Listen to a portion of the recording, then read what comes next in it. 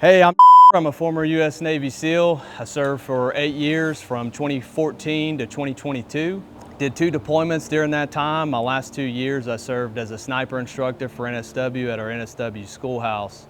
Since then I've been contracting all around the country, do a lot of law enforcement work, primarily teach firearms and tactics. Today we're going to go over my kit. We'll start off with my gun belt. I like to keep things super basic. I'm not really big into adding a whole bunch to my gun belt, and that's probably because most of my career in the teams, I was doing mobility stuff.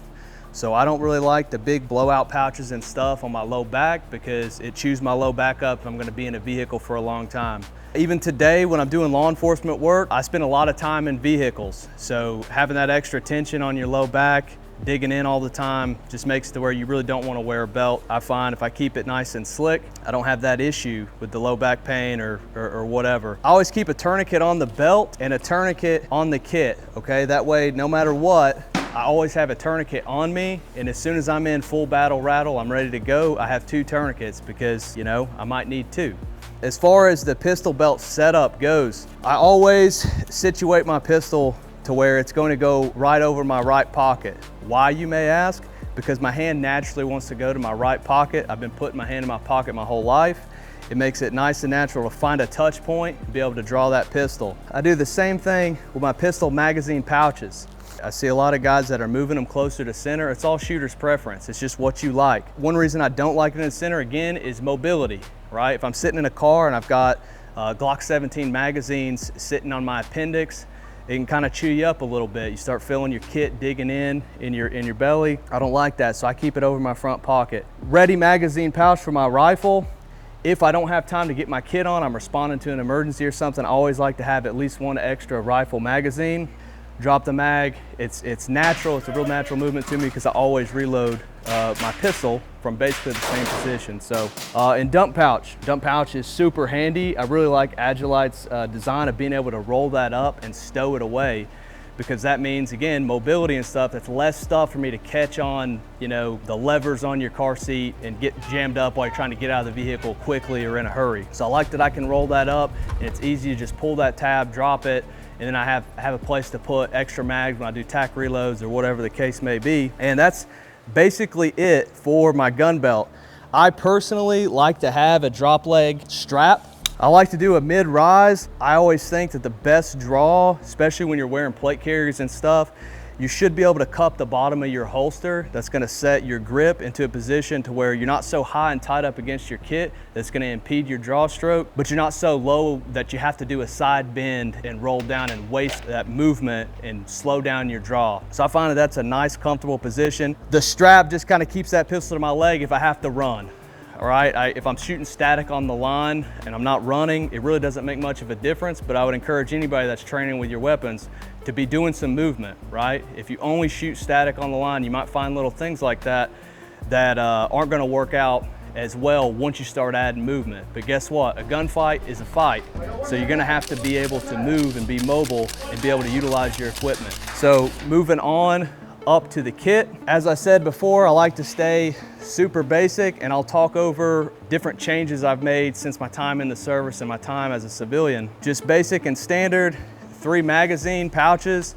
I always take the retaining tab off of my ready mag. This is gonna be dependent on what magazines you're running. Do a jump test, meaning put your kit on, put your full magazines in, jump up and down as hard as you can. If that magazine's gonna flop out, that's a problem. The way Agilite makes their pouches, I haven't had that issue, so I go ahead and take that tab off because that's one less thing that's gonna get my magazine jammed up if I need to get to that mag in a hurry, okay? So I retain the next 2.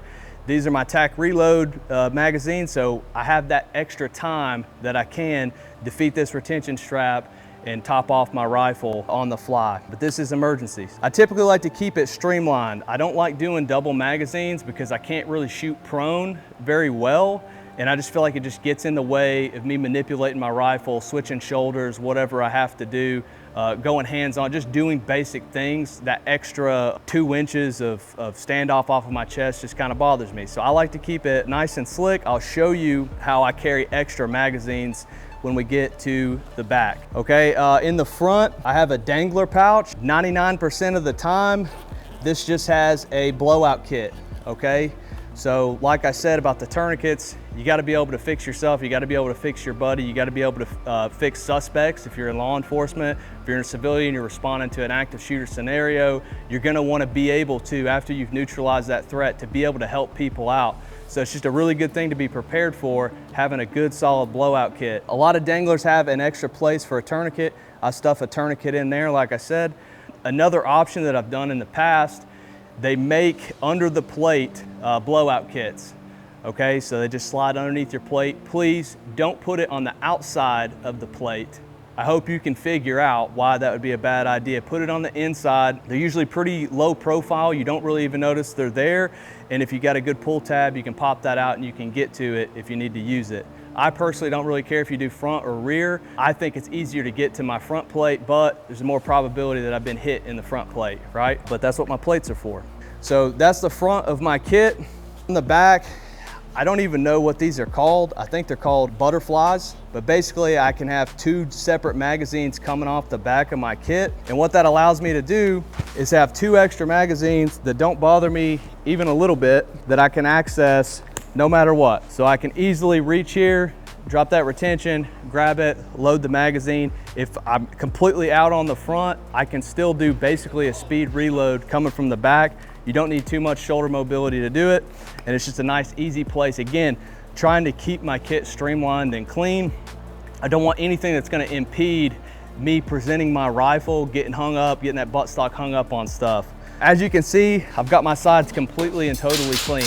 That is because I just don't need that real estate right now at the point of my life. In the past, in my time in the military, I always like to run my radios on the inside of the cummerbund.